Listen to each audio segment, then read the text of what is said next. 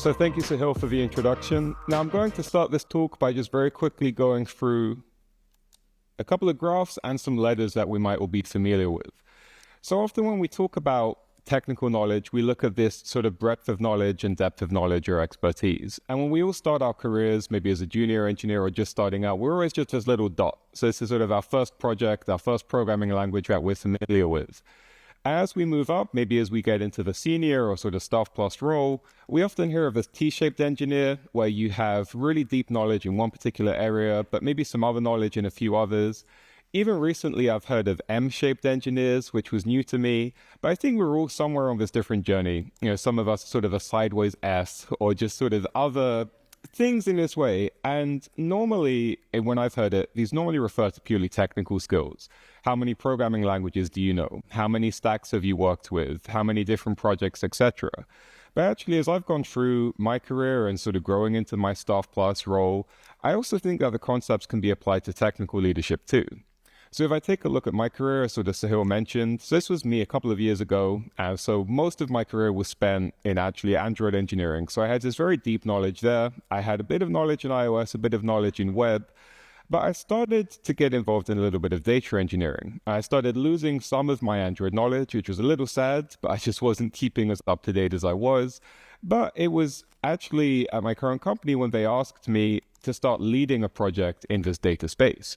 And what I found was I had this gap, as you can see on screen, where that's how I felt. This is where I wanted my depth of knowledge to be. I thought, okay, I'm coming in as a StaffPlus engineer, leading a large project in this space. I wanted to have this depth of knowledge, but I didn't.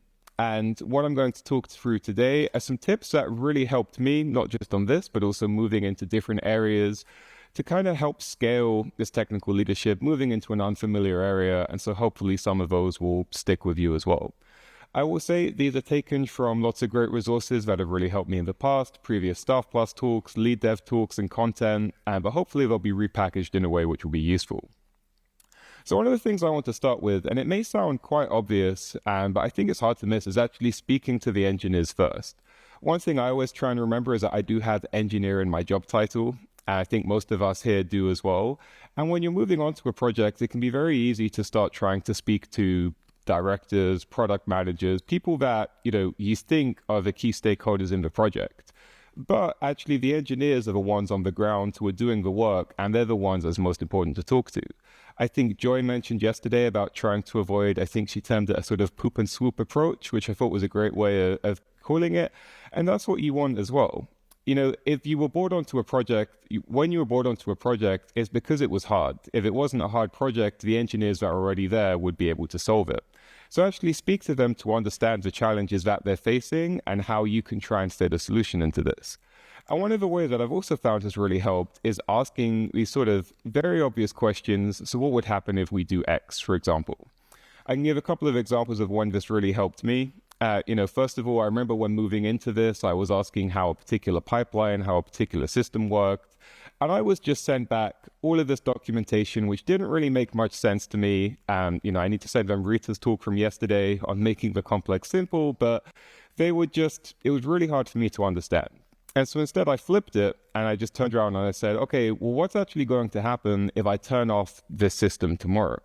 And I got this really panicked look back and they said, oh, you can't turn that off. They said, because if you turn it off, it's going to affect this, this, and this for the customer.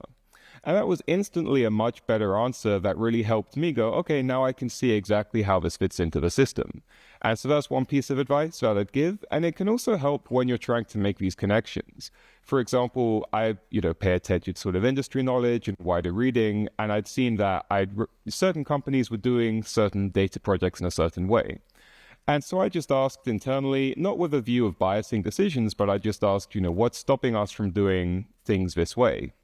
And I got back an answer, which was, oh, well, our client engineers aren't able to do things. That's not how we do things here. But I knew that from my wider exposure, my sort of StaffPlus role, that the client engineers were looking to rewrite part of the system and they were looking to take in more advice. And therefore, I was able to link the two and actually were able to rewrite things in a way that benefited both. So that's sort of my next piece of advice, is always ask these questions and really help you build a mental model as well. Next one is around documenting everything. Now, there's been a lot of great talks, particularly last year's StaffPlus, on how to write effective documentation. So I'd recommend you go and check some of those out. But I think apart from the fact that you will forget a lot, particularly when moving into a new area, you really want to remember what you're going through. I also find this helps build trust and allows myself to be challenged. By being transparent about the fact that, hey, I am moving into a new area and I am trying to gain this knowledge. So please come on this journey with me. Here's my documentation. Here's my notes. Please read through. Please let me know what I got wrong, maybe what I'm missing. I found this really helped build trust as well. Show that I'm not just trying to come in and just lead a project or maybe I don't have that expertise. And this is another sort of half tip that I learned as well, is around kind of when it comes to those decisions when you don't know.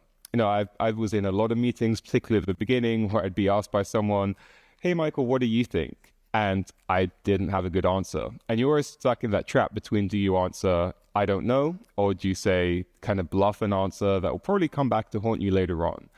And what I started doing was actually just saying, I don't know, but I'll get back to you in 2 days or 3 days. And then I would make a note of that and I would really stick to it.